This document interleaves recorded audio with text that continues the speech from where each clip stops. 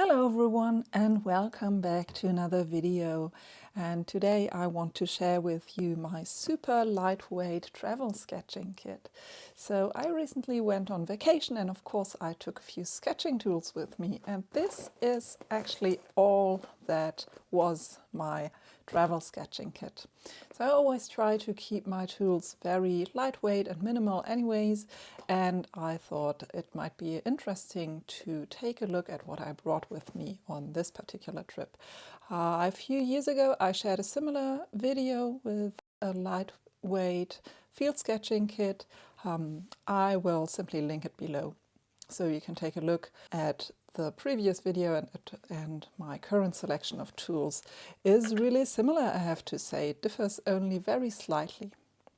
So what's in my sketching bag, travel edition? Of course I have my sketchbook with me. So during my travels this time I only managed to sketch a little bit.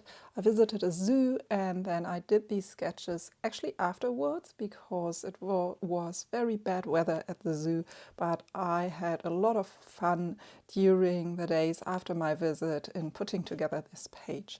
As I said, my sketchbook is with me, and then in this case here I have my small watercolor palette. I have recently shared the setup for this palette on my blog and I believe on a video too. And in this case I also have a small water container. This is actually a former vitamin bottle that I have filled with water, and when I'm sketching in the field I often just put this in the case and set it in the grass beside me. And as for the other tools, there is a small painting rag here, and let's take a look at the rest. So I have my trusty mechanical pencil. This is a Faber-Castell. It's called a Grip 1345. These are really great because you can actually retract the whole thing into the inside of the tip, so it doesn't bend or break. So this is really great for traveling, I think. Also bring this small fountain pen with me. This is a Kaweco Sport.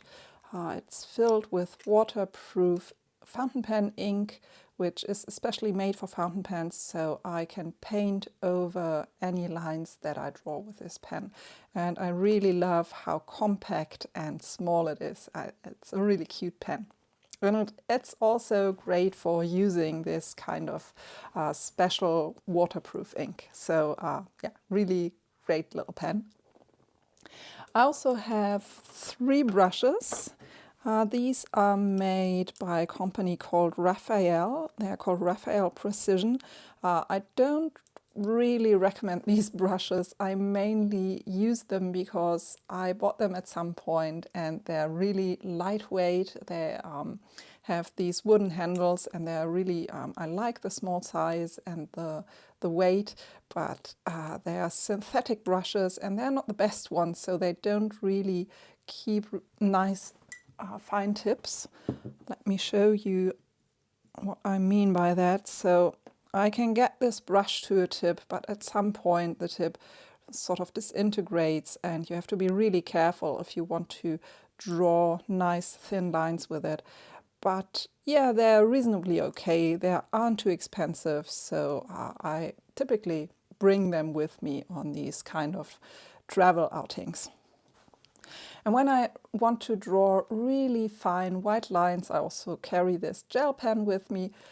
Again, this is not always the best tool, but it's nice to be able to produce these really thin, fine lines. And of course, for darker, fine line drawings, I can use the fountain pen. This has an EF nib, so it can produce really thin and nice line work. So why did I choose these tools? Let's hear a few thoughts about this. So my sketchbook has, most of the time it has a hardcover. As you might know, most of my sketchbooks are self-made, so I usually choose these backing boards as covers, and these for me serve as a support board. For the sketches that I did on this vacation, I ended up having a table available, but on the go, a stable stable surface like that is really good to have. And what I can do with these sketchbooks is something like this, so I can simply turn it around and it's a lot more handy in this format. I could have probably saved a little bit more weight by bringing a smaller watercolor palette. So this is my standard field sketching palette. It has a lot of colors, it's made of metal, so it's a bit more bulky than really minimal palettes. And I didn't have a smaller one ready, so I simply took my everyday palette. As I mentioned, the brushes aren't the best.